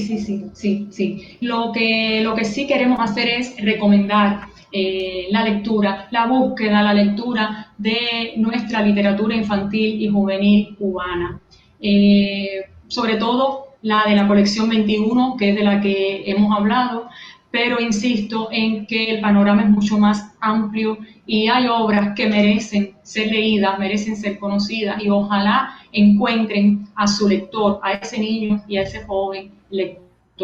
21 ya se ha convertido en una colección para un lector sin edad, lo consultan los padres, los maestros, los psicólogos, los médicos y por supuesto lo leen los niños y los jóvenes. Es nuestra recomendación, o sea, lo que pudiéramos desear es que se lea nuestra literatura infantil y juvenil cubana. Sí. Podemos entonces pasar a las preguntas. Venga la pregunta. Bueno, les pido nuevamente disculpas, no era la intención interrumpirlos, ¿eh? No. Bueno, sí, Alejandra, decir que lo que hemos comentado acá forma parte de un libro que está en proceso de escritura. Estamos haciendo una investigación, Lorenzo y yo, sobre la literatura infantil y juvenil cubana, y hemos querido compartir con ustedes por primera vez, o sea, estamos hablando de este libro que estamos haciendo, quedan muchas notas por hacer, muchos libros que analizar, pero queríamos compartir con ustedes esta noticia con la esperanza de que un día el Laboratorio José Martí pueda tener este libro ya publicado. Ojalá un día se publique y lo puedan tener. Excelente. No los estamos viendo más tampoco. Pero escuchan. Pero sí, los escuchamos. Así que bueno, quería decirles que, bueno, al principio, al final me olvidé de presentarlos. No sé si quieren que los presente ahora o lo dejamos mejor para las preguntas. Tengo miedo que la gente se tenga que ir, ese es mi miedo. Pero quería agradecerles quería agradecerles muchísimo la generosidad que tuvieron en esta charla hermosa, que nos encantó a todos. Estamos realmente encantados de poder escucharlos, de poder verlos, de entrar en contacto con toda esta vastísima literatura cubana que es muy difícil de acceder aquí. Saben que esos libros que están diciendo, yo, por ejemplo, en Amazon no hay acceso desde Brasil, en el Amazon de Kindle, que es el Amazon de los libros digitales. Por ejemplo, está la colección de ustedes Y comieron perdices, pero no está accesible para Brasil. Entonces, tenemos que trabajar un poquito a ver cómo podemos hacerlos accesibles a Brasil, porque saben que Amazon tiene sus restricciones para cada país, pero de cualquier forma quiero decirles que sería tan importante para nosotros poder acceder a estas obras, poder comprarlas, poder difundirlas. Muchos de nuestros estudiantes son profesores de español en las escuelas, entonces sería lindísimo. Bueno, además yo mismo tengo hijos y quiero poder leerles estos libros tan hermosos que nos han compartido hoy. Y entonces, bueno, quiero que sigamos trabajando en pos de poder difundir su literatura, quién sabe en algún momento traducirla al portugués, en fin, todo lo que podamos hacer para poder difundir la literatura latinoamericana en Brasil y en otros países de América Latina también sería hermoso para nosotros. ¿Nos están escuchando? Sí. ¿Cómo no? Yo creo que se me está ocurriendo una idea que después podemos darle forma. Que al menos un pequeño paquete de libros se lo podamos enviar más temprano que tarde. Hay una editorial también que está publicando autores cubanos, la editorial Macpherson, que quizás si buscan puede ser que sí puedan lograr tener algunos de los títulos y autores cubanos. Sí, ahí está Niña y está Caballero. Niña está ahí, ¿no? Niña está ahí. Sí, pero lo que bueno, después nos comunicamos mejor para ver esos detalles. Si no vamos a las preguntas, que creo que es importante. Vamos a las preguntas. Bueno, entonces quiero darle la posibilidad de hacer preguntas. No sé si Elda. Sí, yo estoy muy encantada con la charla, hasta porque fue una clase, ¿no? Una clase con muchos nombres, y no solo de Cuba, de varios países latinoamericanos. No alcancé a apuntar todo, pero como vamos a tener el video, después voy a intentar ver con más calma, porque fueron muchas las referencias, muchas. Quero agradecer-lhes muito por isso, porque nós necessitamos mesmo de referências.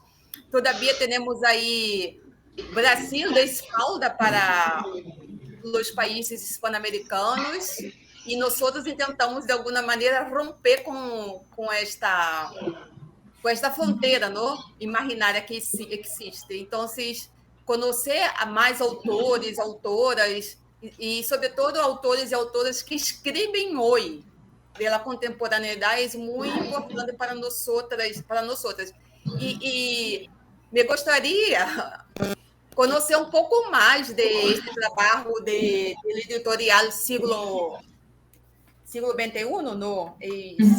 21. La colección 21, ¿no? 21, ¿no?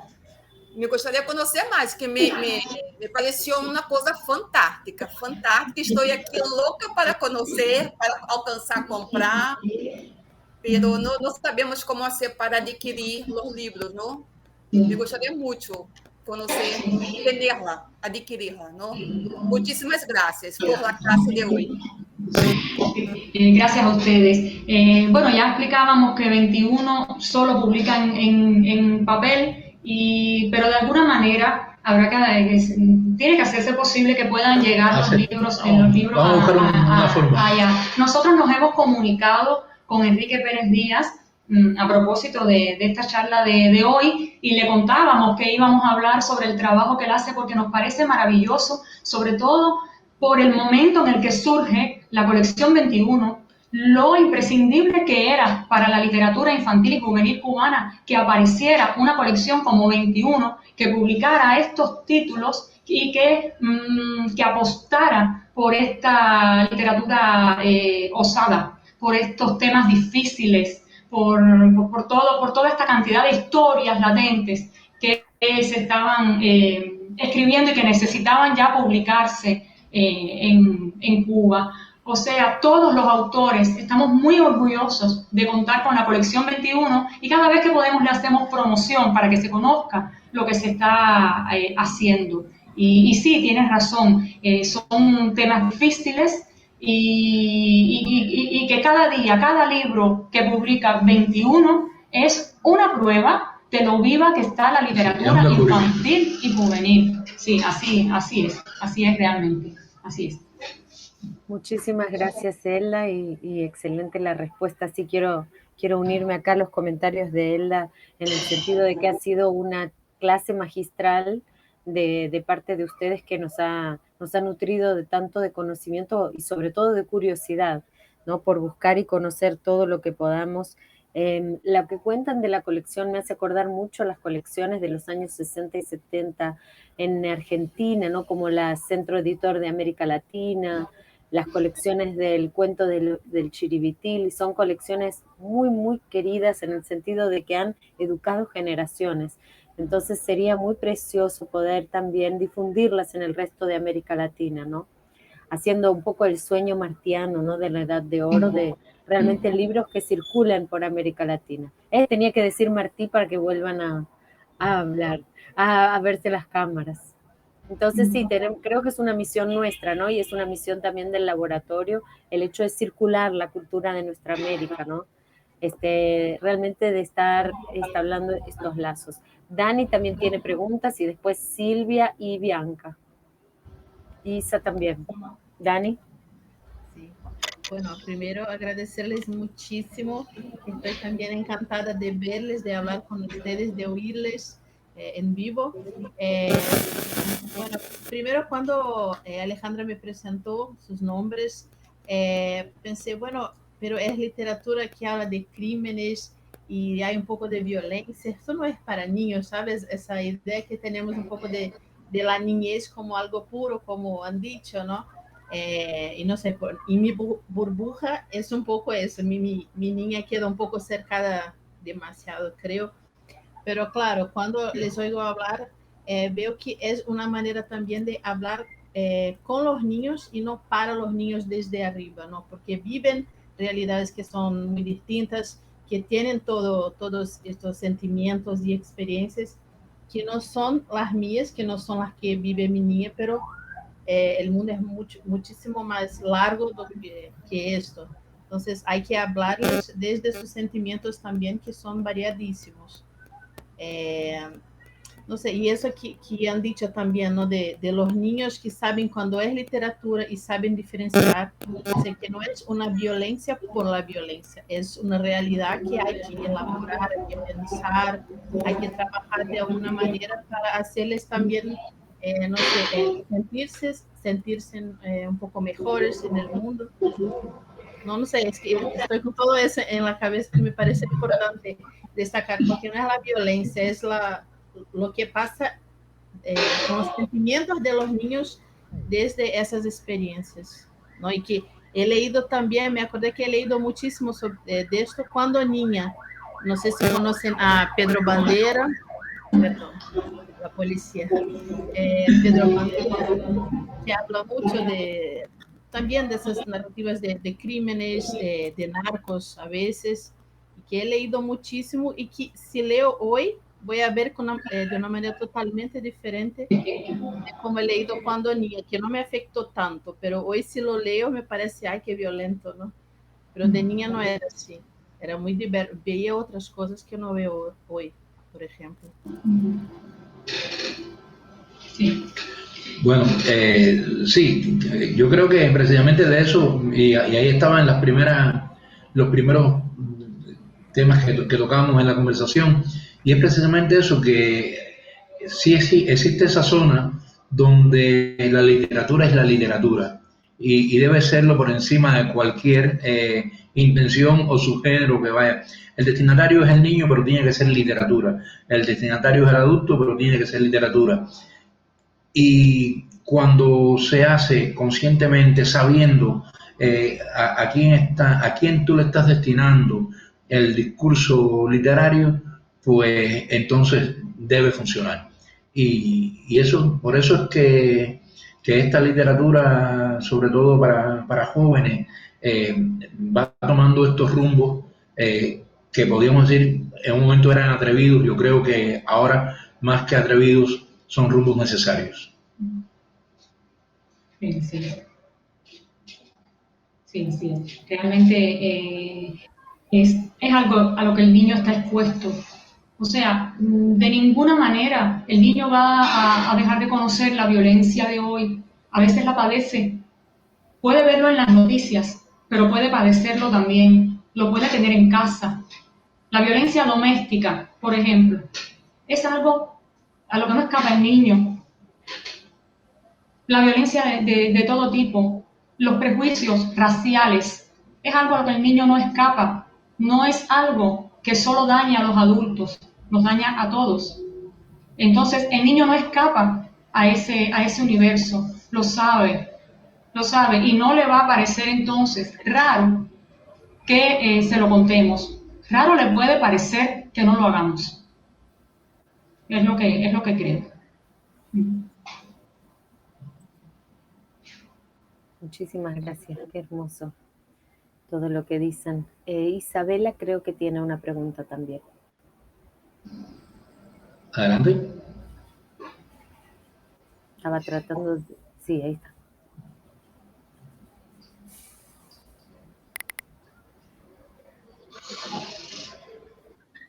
Sí, Sí. te escuchamos.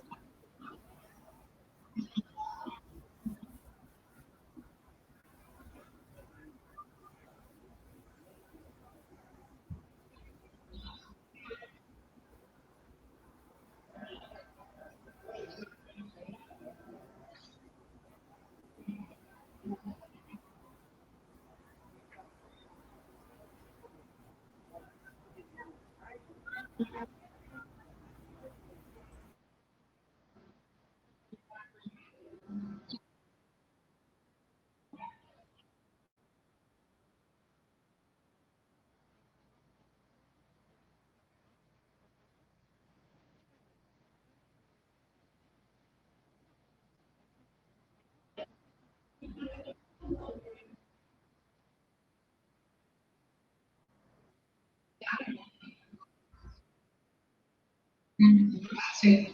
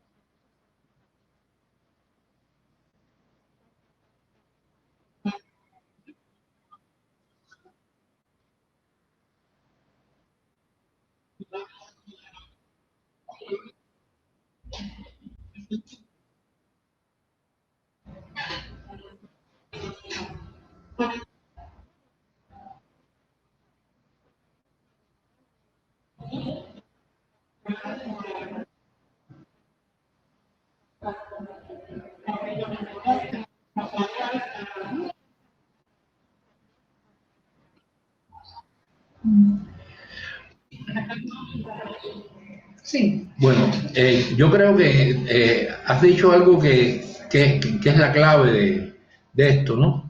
Y quizás aquí haya ahora mismo, como en aquella novela que hablamos de Mildred Hernández, haya más preguntas que respuestas, porque lo has dicho, es un mundo demasiado acelerado, es un ritmo que se va delante de muchas cosas. Yo creo que ya no solamente escritores, lectores, padres, maestros, yo creo que es una responsabilidad de toda la humanidad proteger a la infancia, proteger a la juventud, protegerlo de una manera en que no podemos evitar, o sea, no podemos evitar que conozcan el entorno que les ha tocado vivir.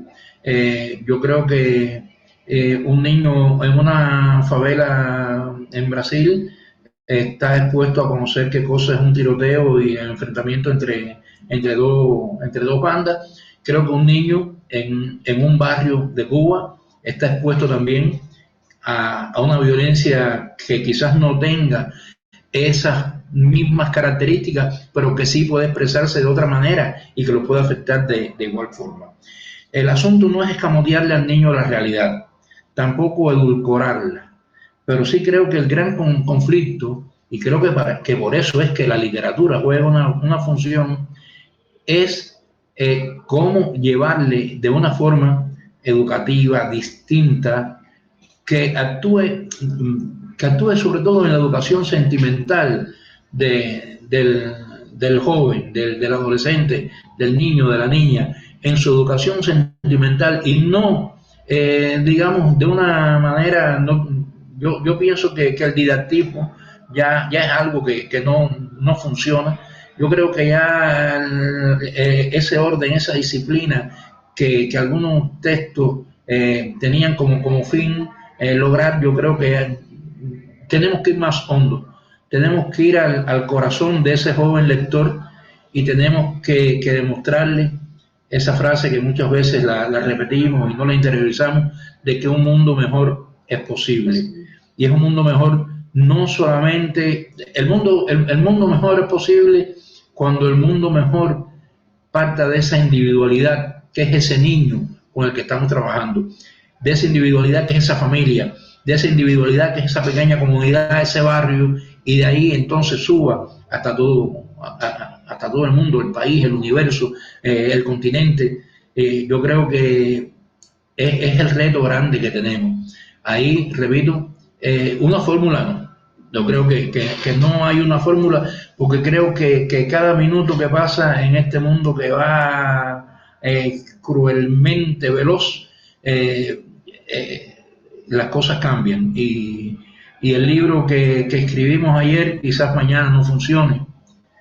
Y por eso tenemos que buscar esa esencia que hace que el libro sea universal, que el libro que traspase fronteras, traspase épocas. Yo creo que todavía el Quijote nos educa. Yo creo que todavía con el Quijote podemos aprender muchas cosas y podemos ser mejores personas. ¿Por qué? Porque fue una literatura que incluso ahora, hablando de literatura destinada a jóvenes, yo creo que es una literatura, es una lectura imprescindible en la juventud, en la adolescencia. Y el Quijote tiene eso. El Quijote supo solucionar eso para al menos hasta el día de hoy, y darnos esa educación sentimental que es lo que se necesita. Es que insisto, habría que ver si los padres y los maestros de hoy leen más o menos que antes, si se detienen cuando pasan por una biblioteca a buscar un libro, cuando van a una librería a comprar un libro, lo llevan a casa para que el niño lea, como cuentas que lees con tu hija, o si van corriendo porque la vida impone otro ritmo y se dejan llevar por eso. Fórmulas no hay, pero hay cosas que sí se hacen. Por ejemplo, hace unos días yo leí la noticia de algo que está sucediendo en México, y es que han creado los 21 libros para el 21, 21 para el 21. Y se trata precisamente de llevar libros a comunidades vulnerables para que lean, para que conozcan su historia, sus autores, sus tradiciones, lo que ha sucedido. Entonces, siempre algo se puede hacer, siempre algo se puede hacer. En nuestro caso, tenemos también no solo talleres literarios, sino que tenemos una librería, La Piedra Lunar, se llama nuestra librería, y hacemos trabajo con niños.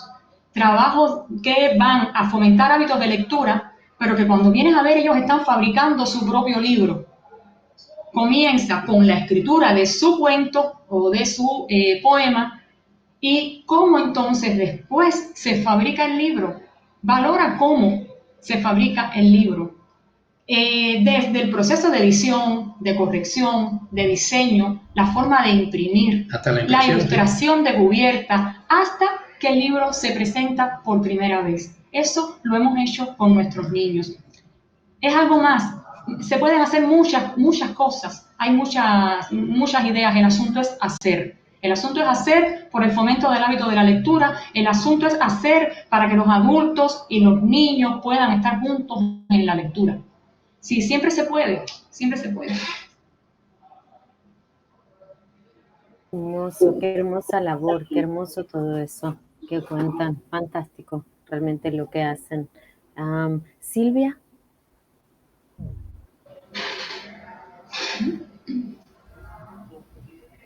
Não estamos conseguindo ouvir, Silvia. Você tem que... No escuchamos a Silvia.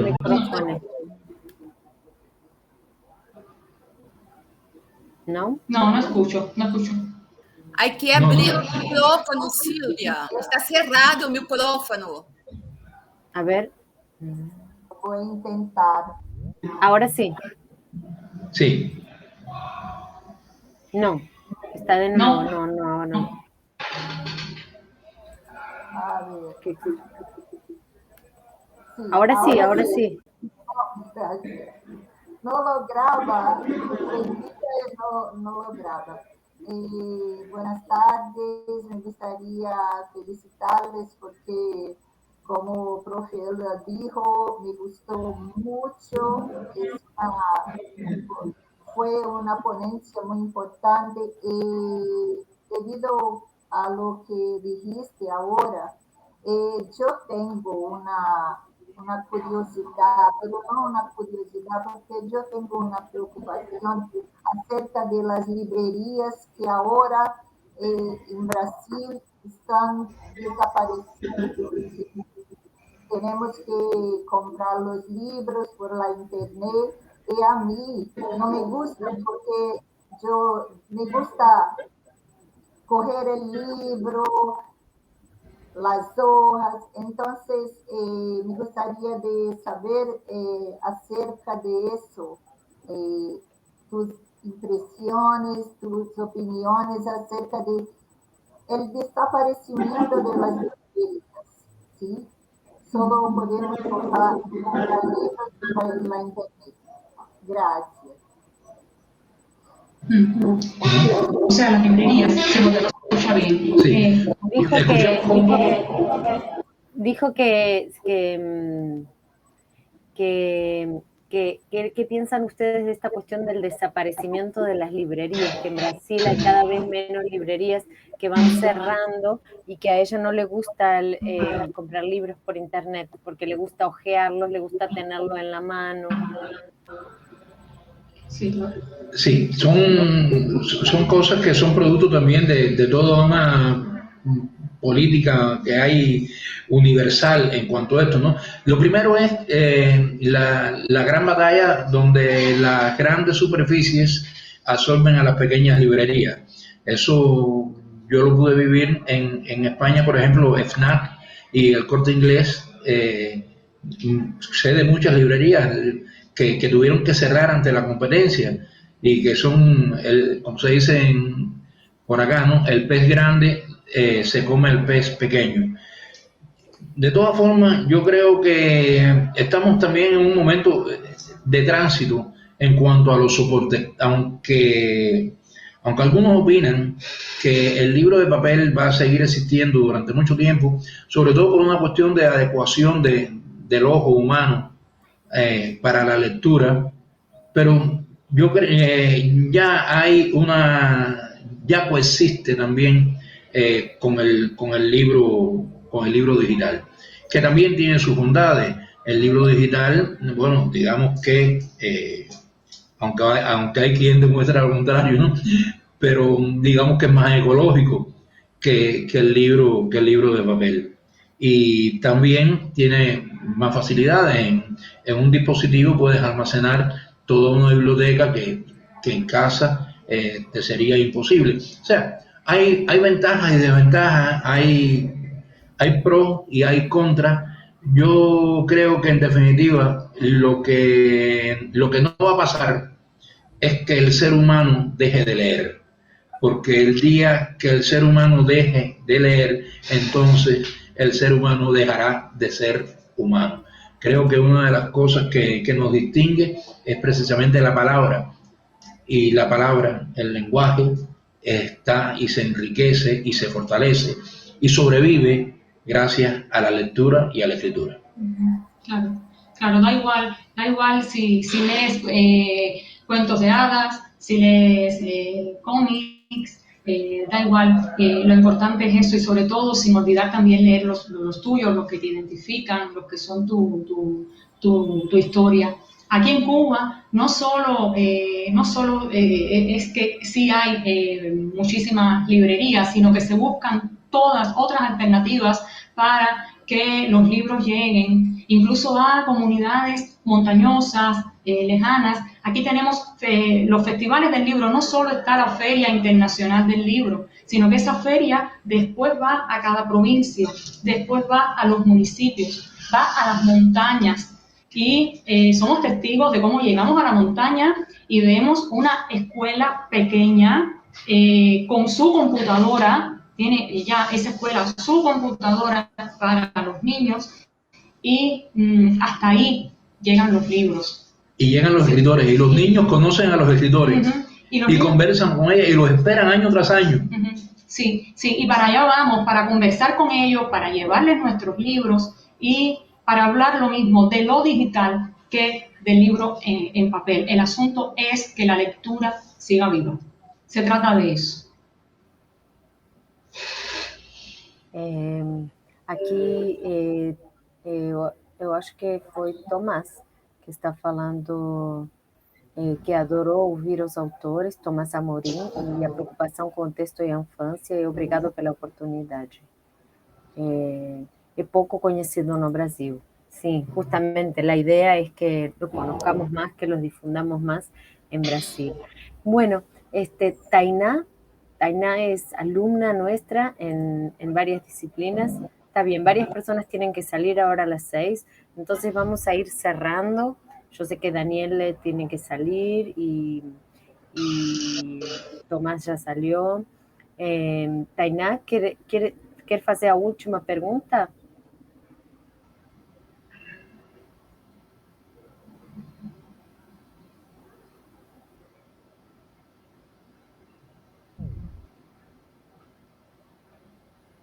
Bueno, no está ahí, Tainá. No está apareciendo. Bueno, entonces quiero decirles que les agradezco muchísimo la generosidad de ustedes en compartir este conocimiento y quiero por favor que quedemos en contacto para realmente coordinar acciones para poder difundir más la literatura de ustedes, conectarlos con los lectores, con los estudiantes, con los alumnos, con los niños y también con los adultos, porque todo lo que dijimos de la infancia vale para nosotros, ¿no? Me da la impresión que cuando uno habla sobre los niños, en realidad estamos hablando sobre nosotros mismos. Y sobre nuestros sufrimientos también, y nuestras dificultades, y nuestras ganas, y nuestros sueños. Entonces, me quedo pensando en eso, y me quedo con muchísimas ganas de leerlos más, y de estar más cerca de esta labor que hacen hermosa, y de su literatura. Así que les agradezco esta hermosa velada que nos dieron hoy, que fue realmente muy conmovedor para nosotros escucharlos. Y eso, les pido por favor que quédense en contacto con nosotros, que sigamos haciendo cosas para poder difundir la obra de ustedes en Brasil y también en otros países. Gracias Alejandra, gracias al laboratorio. Queremos decir algo que el laboratorio que se llama José Martí, y eso nos compromete mucho. Queremos también decirles que en estos días del 23 al 27, díganme bien la fecha, del 23 al 27 tenemos el encuentro latinoamericano de literatura negra que hacemos todos los años desde la librería La Piedra Lunar, que es la librería de uso que llevamos. Y este año está dedicada a la literatura infantil escrita, la literatura policial escrita para niños. Así que si nos siguen en el Facebook La Piedra Lunar, pues por ahí pueden saber todo lo que vamos a hacer. Vienen escritores, vamos a tener encuentros con niños y se va a hablar mucho más de literatura infantil y juvenil desde la temática policial. Buenísimo, muchas gracias, vamos a difundirlo. ¿Tiene Instagram también en la librería? Vamos a estar por Telegram. Ah, por Telegram. Por Telegram, bueno, mañana vamos a estar ya preparando la cuenta de Telegram para interactuar por Telegram, así que les avisaré. Nos mantenemos en contacto. Bueno, excelente. De nuevo, muchísimas gracias por la generosidad, ha sido una velada hermosa y eso, espero que sigamos en contacto para poder seguir coordinando acciones. Gracias a ustedes por el trabajo que hacen. Muchas gracias. Realmente un aplauso para todos y me alegro que los comprometa José Martí porque para nosotros es realmente una insignia y un emblema de lo que queremos hacer. Así que bueno, que sea transnacional de verdad, que sea intercultural de verdad y bueno, pensar en esos términos, ¿no? Con fuerza, con fe hacia el futuro. Muchísimas gracias a todos los presentes y bueno, nos estamos viendo entonces. Chao. No nos ven, pero los estamos saludando. Sí nos ven. Sí, ya ven. Perfecto. Chao, gracias. Chao. Estoy en el Facebook de La Piedra de la Luna. Ya estoy allá, ya pinché, ya entré. Perfecto. Está bien. Chao, muchísimas gracias. Chao. Gracias a ustedes. Gracias. Chao.